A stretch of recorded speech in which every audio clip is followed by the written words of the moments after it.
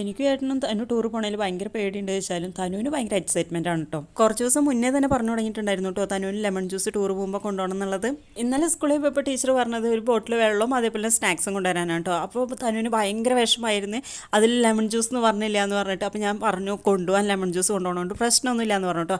അങ്ങനെയാണ് ഒരു സമാധാനം കിട്ടിയത്. പിന്നെ ഇന്നലെ തന്നെ ഉണ്ടാക്കി വെച്ചിട്ടുള്ള കേക്ക് അത് ചെറിയ പീസസ് ആക്കിയിട്ട് ഞാൻ അവളുടെ ലഞ്ച് ബോക്സിൽ വെച്ച് കൊടുത്തു. പിന്നെ നമ്മൾ ലെമൺ ജ്യൂസ് ആക്കി വെച്ചിട്ടുണ്ട്. പിന്നെ ഒരു പാക്കറ്റ് ബിസ്ക്കറ്റ് ഇത്രയാണ് കേട്ടോ കൊടുത്തു വിടുന്നത്.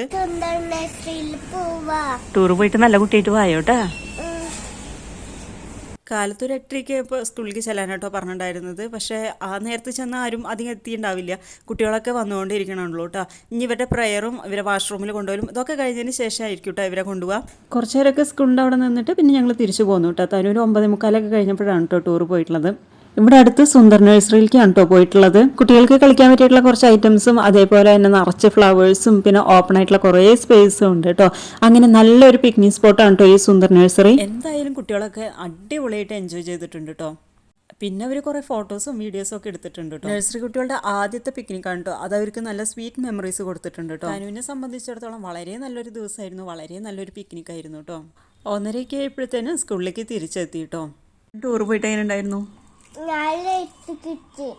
ലൈസ് കിട്ടി, ജ്യൂസ് കിട്ടിയാ, പിന്നെ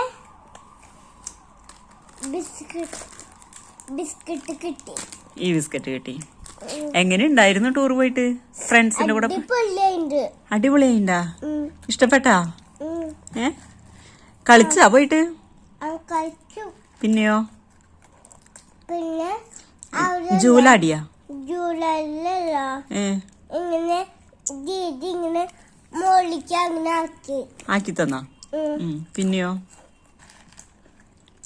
പിന്നെന്തിട്ട് ചെയ്തേ? ഇങ്ങനെ